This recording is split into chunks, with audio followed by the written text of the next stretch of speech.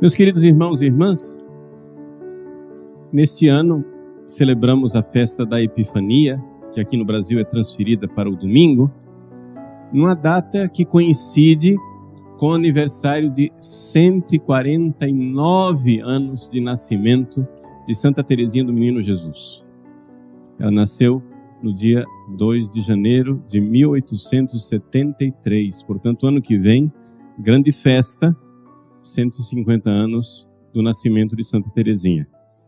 Sesc centenário do nascimento dela. O que é que significa celebrar a Epifania do Senhor à luz desse aniversário? Pode parecer que uma coisa não tem nada a ver com a outra. Mas o que é o mistério da Epifania? O mistério da Epifania é o mistério no qual uma estrela conduziu os magos que não tinham fé para o menino Jesus. Pois bem, nós por uma analogia poderíamos dizer que Santa Teresinha é uma estrela que conduz a nós, que precisamos redescobrir a fé, para o menino Jesus. Não é à toa que ela é chamada de Santa Teresinha do Menino Jesus. Vamos explorar um pouco essa ideia e depois aplicar isso para a nossa vida. Vejam só. A primeira realidade que a gente precisa entender é quem era Santa Teresinha. Por quê? Porque pode parecer óbvio que todos sabem quem é Santa Teresinha, mas não é verdade. Para muitos, Teresinha é simplesmente um nome. Santa Teresinha foi uma monja carmelita que viveu no século XIX e morreu de tuberculose aos 24 anos de idade. Ela era francesa. Não se confundir com Santa Teresa d'Ávila, que era espanhola e que viveu no século XVI. Ou seja, tem aí pelo menos 4 séculos de diferença de idade entre uma e outra. Santa Teresa, a grande, foi reformadora do Carmelo. Teresinha, ao contrário, foi uma monja que viveu a sua vida absolutamente desconhecida. Sim, desconhecida. Teresa d'Ávila não, ela era uma grande santa, mas era também muito conhecida como santa durante a sua época. Reis se aconselhavam com ela, cardeais, pessoas importantes. Ela realmente foi uma grande santa reconhecida durante o seu tempo de vida. Teresinha não. Teresinha viveu no Carmelo a sua jovem e curta existência, e as próprias irmãs que conviviam com ela no Carmelo diziam: coitada de irmã Teresinha, quando morrer, nossa madre vai ter dificuldade de escrever a carta mortuária dela, porque não fez nada na vida. Nunca foi nada, nunca fez nada, nunca foi ninguém. E ela passou os seus 24 anos de vida bem como uma estrela que passa, rápida, fulgente, mas não percebida. Foi aí que Deus, depois que ela morreu, quis mostrar a santidade dela. E depois da morte de Santa Teresinha, as irmãs dela de sangue tiveram a ideia de publicar as anotações que ela fez num caderno, como história de uma alma. E esse livrinho, publicado despretensiosamente no início, começou a ser um best-seller. E Teresinha começou a fazer milagres, de tal forma que pode-se dizer verdadeiramente que houve um furacão de glória. Ou seja, depois que Santa Teresinha morreu, a quantidade de milagres e devoção a Santa Teresinha foi uma coisa extraordinária, milagrosa. Deus queria chamar a atenção, Deus queria colocar todos os holofotes, toda a luz em cima desta menina para dizer qual era o seu grau de santidade. Porque nós católicos sabemos disso. O grau da santidade de uma pessoa nessa vida é proporcionado à quantidade de milagres que depois acontecem. Muitas vezes Deus, para chamar a atenção dessa santidade, ou seja, o quanto essa pessoa amou a Deus nessa vida, Deus atende com mais generosidade e frequência as orações feitas por essa pessoa lá no céu. Então o que é que os santos fazem? Os santos intercedem por nós, eles pedem a Deus. Então, vamos lá, você tem um pedido para fazer, vai pedir alguma coisa para sua mãe, mas você sabe que tem aquele filho que é o queridinho, o preferido da mamãe. Aí você chega e diz, fulano, vai lá e pede para ela, porque aí o sim é garantido, né? Se for outro pedir, talvez seja não. Mas se é você quem está pedindo, o sim está garantido. Assim acontece com os santos. O grau de amor que o santo teve para com Deus nessa vida, depois da morte, é correspondido pela quantidade de milagres. Então Deus prodigiosamente quis chamar a atenção para esta santa que viveu escondida, sem que ninguém a conhecesse. Deus quis colocar os holofotes e dizer, vejam, aqui tinha uma grande santa. E por isso fez milagres. Tantos milagres que o departamento de correios da cidade de Lisieux, onde ela morava, teve que criar todo uma repartição só para lidar com as cartas do Carmelo. Eram milhares de cartas todos os dias, do mundo inteiro. Uma coisa exuberante, estrondosa, como disseram as próprias irmãs, um furacão de glória. E por que é que Deus queria chamar a atenção dessa menina de 24 anos? Por que é que Ele queria que nós a conhecêssemos? Porque o que fez Santa Teresinha famosa não foi um marketing humano, foi um marketing divino. Foi Deus quem fez o marketing de Teresinha.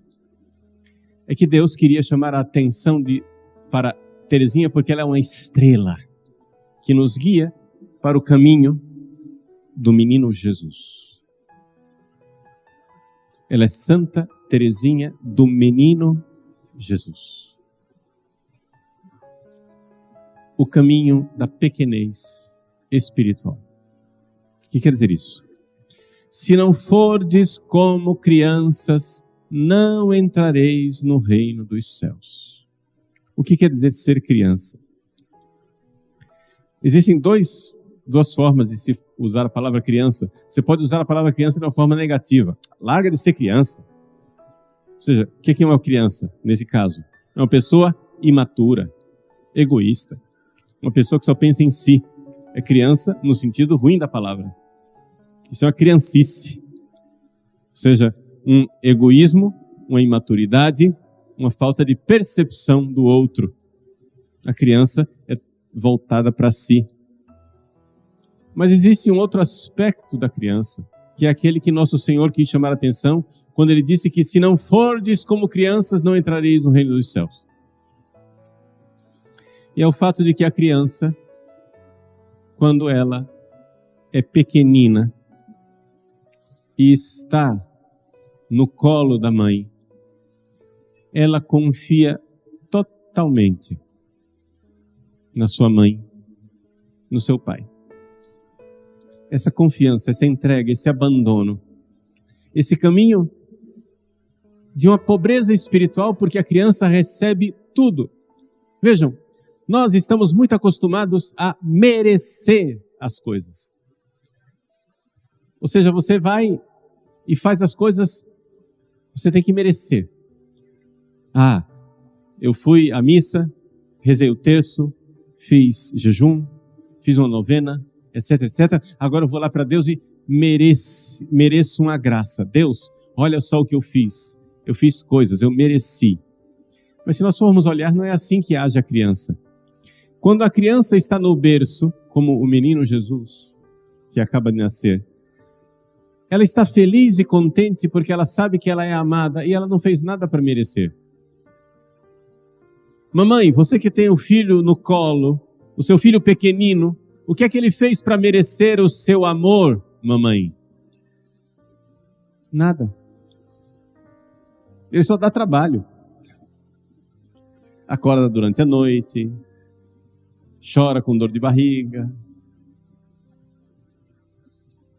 tem que levar ao médico, e assim por diante. Vejam, o que é que uma criança fez para merecer o seu amor? Nada. E ela sabe que ela é amada. E por que ela é amada? Qual é a razão? Ela existe, só isso. A criança sabe que ela existe. E só pelo fato de ela existir, ela sabe que é amada por papai e mamãe, simplesmente por ser quem ela é. Assim é que Deus nos ama. Vejam, essa é a beleza de Santa Teresinha. Santa Teresinha redescobriu, sem que ninguém pregasse para ela, sem que nenhum teólogo ensinasse isso para ela. Ela redescobriu em profundidade o Evangelho de uma forma nova. Nova não no sentido de que não é tradicional, é tradicionalíssima, mas que tinha sido esquecida por alguns. Porque a França da época de Santa Teresinha tinha sido contaminada por uma série de heresias, principalmente o jansenismo, que é uma heresia onde as pessoas eram esmagadas pela justiça divina que exigia méritos e méritos e méritos e méritos. Santa Teresinha redescobre a misericórdia, redescobre a pequenez espiritual sem que ninguém ensinasse a ela, um gênio espiritual. Foi por inspiração divina que ela redescobriu aquilo que a igreja sempre sabia. Vejam, Santa Teresinha, então, ela nos recorda essa verdade do Evangelho. Você é um filho amado. Você é uma filha amada. E o que é que você fez para merecer o amor de Deus? Nada. Nada. Jesus é esse filho amado de Deus. O menino Jesus, no presépio, bem mereceria ouvir aquelas mesmas palavras que mais tarde ele irá ouvir no batismo, que mais tarde ele irá ouvir na transfiguração. Lá no presépio, Deus olha para o menino Jesus e diz: eis o meu filho muito amado, no qual coloquei todo o meu bem-querer. Jesus, o menino Jesus, é o filho muito amado. E esse é o Evangelho. Nós somos amados. Nós somos amados por Deus. A benevolência de Deus, o amor de Deus, a caridade de Deus, o amor infinito de Deus se manifesta no menino Jesus.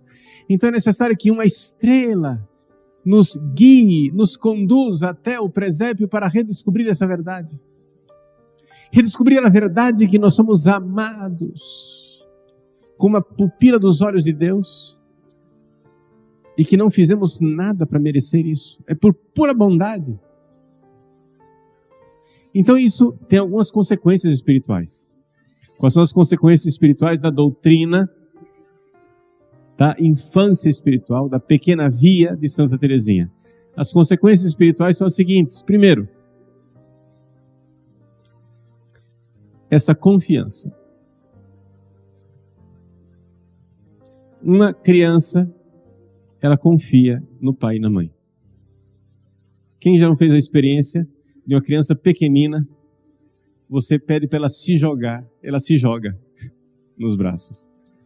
Ela não aprendeu ainda a desconfiar. Ela não aprendeu ainda a ter medo. Ela ainda não aprendeu qual é o perigo que aquilo significa. Ela confia totalmente na habilidade do pai e da mãe, que não vai deixá-la cair. Você vai e joga a criança para cima e ela ri, alegre, contente, satisfeita.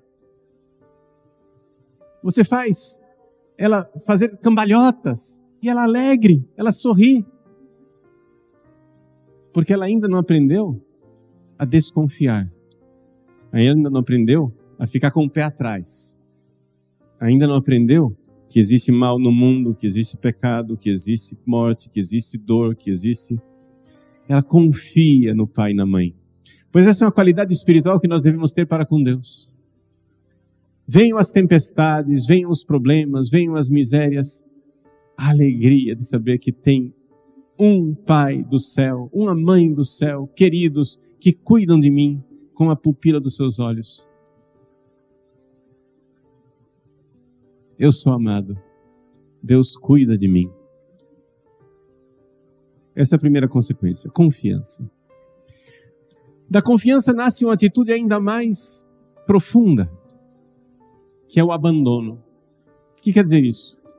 Nós temos uma tendência de querer controlar os mínimos detalhes da nossa vida. Nós somos controladores e isso causa ansiedade, angústia, nos tira o sono, causa pânico, vertigem, medo. Por quê? Porque nós nos achamos os salvadores de nossas vidas. A criança, a infância espiritual significa eu tenho um Salvador. Claro, eu sou responsável pela minha vida. Eu devo fazer tudo o que está ao meu alcance para corresponder à vontade de Deus. Mas em última instância, eu não sou o meu Salvador. Você que é pai, você que é mãe, que angústias não atravessam o seu coração quando você cai na loucura de achar que você é o Salvador da sua família. Vejam, que um pai e uma mãe sejam responsáveis pela sua família, isso é claro. Mas disto, dizer que você é responsável, para dizer que você é o Salvador, que a salvação da sua família depende de você, bom, aí já tem um passo gigante, uma coisa desproporcionada. Tire dos seus ombros o compromisso, a necessidade de ser o Salvador da sua família. Padre Ricardo é o responsável de missão lá na Canção Nova, no Rio de Janeiro. Já pensou se o senhor colocar nos seus ombros, padre, a responsabilidade de chegar e dizer: eu sou o Salvador da missão Canção Nova no Rio de Janeiro? O senhor vai ser esmagado. Não, o senhor é o responsável, mas não é o Salvador. O Salvador está aqui na manjedoura. Se entregue, se abandone como uma criança se abandona nos braços do pai e da mãe. Terceira consequência do caminho da infância espiritual, dessa estrela que é a Terezinha, que nos guia até Jesus, o menino Jesus, nos ensina a ter um coração manso e humilde como o do menino Jesus. A criança é pobre. Essa pobreza espiritual, que significa bem-aventurados os pobres em espíritos, deles é o reino do céu, quer dizer o seguinte: a criança, ela sabe que ela recebe tudo. A criança, ela não paga a conta da mamadeira. A criança não compra o presente de Natal. Ela não compra nem sequer o presente que ela dá para o papai e para a mamãe. Você vai, compra o presente da criança, coloca na mão dela e a criança vai lá e dá para o papai e para a mamãe. Ela é pobre, ela não tem nada para oferecer. Tudo o que ela tem para dar é o que ela recebeu. Essa pobreza espiritual, essa gratuidade de saber, meu Deus, eu tudo recebi de vós. Tudo receber. Quarta consequência dessa estrela que nos guia até o menino Jesus na manjedoura, que é Santa Terezinha do menino Jesus. O fato de que a pequenez espiritual nos livra da soberba. Quer dizer o seguinte, uma consequência bem prática. Quando uma criança cai no chão, ela cai macio. Você vê a criança dando seus primeiros passos lá, ela cai no chão de cara assim, pá! Se você levasse uma queda dessa, você adulto, você precisava ser levado imediatamente para o pronto atendimento. Para fazer radiografia, quantos ossos você quebrou, quais foram as luxações, quais foram as consequências daquela queda. Será que teve hemorragia? Se a gente caísse com aquela mesma sinceridade com que cai uma criança no chão, pá! Nós estaríamos completamente estrupiados. A criança cai no chão e já se levanta sorrindo. Ela cai macio, ela não se machuca. Por quê? Porque ela não cai de uma grande altura. Ela é pequenina. Mas se você é soberbo, como Lúcifer, quando você cai no abismo do inferno. Mas se você é pequenino, quando você cai, não é nada, porque afinal eu já não era grande coisa. Então, quando nós cairmos nos nossos pecados, uma das coisas que faz com que as pessoas não se levantem de seus pecados é a soberba. De achar que agora ela tem que merecer o perdão. Mas nós não merecemos o perdão. Deus mereceu o perdão para nós. Então caia, se levante. Ao cair, se levante imediatamente, como a criança se levanta imediatamente, sabendo que nós, humildes, pequeninos, como crianças, é que entramos no reino dos céus. Então esses são alguns traços, algumas características dessa doutrina espiritual maravilhosa de Santa Teresinha. Ao celebrarmos os 149 anos do nascimento desta doutora da Igreja, sim, porque ela é não somente uma grande santa, ela foi proclamada pelo Papa João Paulo II como doutora da Igreja. Santa Teresinha, o Menino Jesus, nos ensina o Evangelho. Ela nada descobriu de novo, mas ela descobriu um modo novo de dizer aquilo que é o Evangelho de sempre. Se não fordes como crianças, não entrareis no reino dos céus.